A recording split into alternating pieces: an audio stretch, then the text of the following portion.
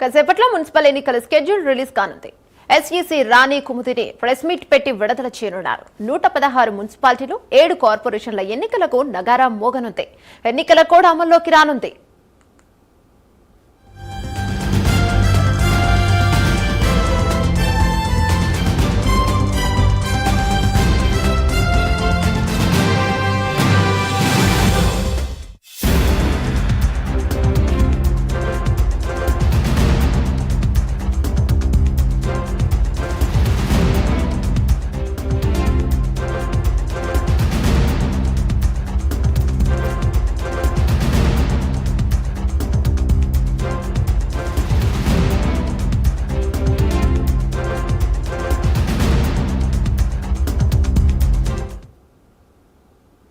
కాసేపట్లో మున్సిపల్ ఎన్నికల schedule release కానుంది. ఎస్ఈసీ రాణి కుముదిని ప్రెస్ మీట్ పెట్టి విడుదల చేయనున్నారు. 116 మున్సిపాలిటీలు 7 కార్పొరేషన్ల ఎన్నికలకు నగారా మోగనుంది. ఎన్నికల కోడ్ అమల్లోకి రానుంది. దీనిపై మరింత సమాచారం మా కరెస్పాండెంట్ అజీం అందిస్తారు. రైట్ అజీం, చెప్పండి.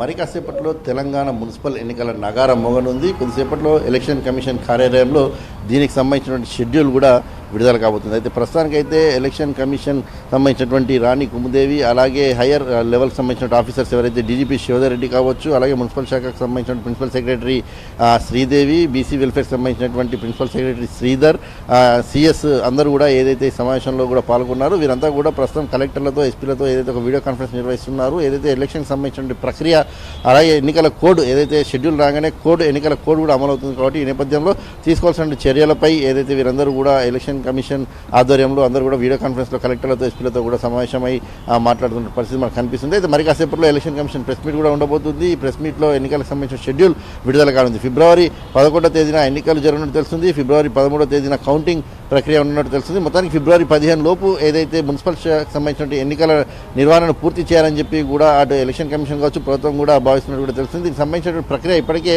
పూర్తయింది కూడా. మనం చూసినట్టయితే మున్సిపల్కి సంబంధించినటువంటి ఏదైతే రిజర్వేషన్లకు సంబంధించిన ఖరారు విషయము ఇప్పటికే అయిపోయింది. మున్సిపల్ వార్డులకు సంబంధించిన అంశం, డివిజన్లకు సంబంధించిన అంశంపై కూడా ఇప్పటికే ఎస్సీకి రాష్ట్ర ప్రభుత్వం ఆ రిజర్వేషన్లకు సంబంధించిన అంశాన్ని కూడా ఇవ్వడం కూడా జరిగింది. సో ఈ నేపథ్యంలో ఎలక్షన్ కమిషన్ కూడా పూర్తి స్థాయిలో సిద్ధమైంది. బ్యాలెట్ కావచ్చు, అలాగే దీనికి సంబంధించిన ప్రక్రియ పూర్తి స్థాయిలో కూడా ఎలక్షన్ కమిషన్కి సంబంధించిన డ్యూటీ ఆఫీసర్స్ ఎవరైనా ట్రైనింగ్ క్యాంప్ కూడా నిర్వహించారు. వారికి సంబంధించిన ఎలాంటి జాగ్రత్తలు తీసుకోవాలి, ఎలక్షన్లో ఎలా ఉండాలని దానికి సంబంధించిన పూర్తి ట్రైనింగ్ కూడా ఇప్పటికే ఇవ్వడం కూడా జరిగింది. సో మొత్తం తెలంగాణలో 121 మున్సిపాలిటీలకు గాను 116 మున్సిపాలిటీలకు ఎలక్షన్ జరగనుంది. 10 కార్పొరేషన్లకు, మున్సిపల్ కార్పొరేషన్లకు గాను 7 మున్సిపల్ కార్పొరేషన్లకు కూడా ఎన్నికలు జరగనున్నాయి. సో మిగతా 5 మున్సిపాలిటీలు అలాగే 3 కార్పొరేషన్లకు ప్రస్తుతం ఇంకా సమయం గడువు మిగిలి ఉండడంతో ఈ 5 మున్సిపాలిటీలకు అలాగే దీంతో పాటు ఉన్నటువంటి 3 మున్సిపల్ కార్పొరేషన్లకు మాత్రం తర్వాత ఎన్నికలు జరగనున్నాయి. సో ఈ నేపథ్యంలో ప్రభుత్వం ఫిబ్రవరి 2 అంటే 2వ వారంలోనే ఏదైతే ఎన్నికలు పూర్తి చేయాలని చెప్పి కూడా భావించింది. అదే నేపథ్యంలో ఎలక్షన్ కమిషన్ కూడా దానికి సంబంధించిన ప్రక్రియను పూర్తి స్థాయిలో ఇప్పటికే ఏదైతే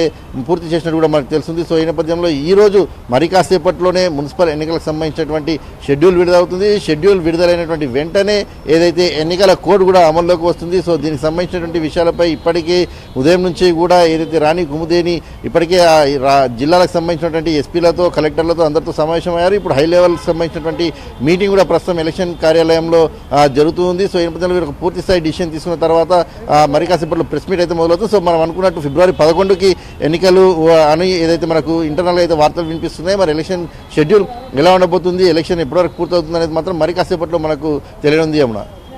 థ్యాంక్ యూ అజిమ్.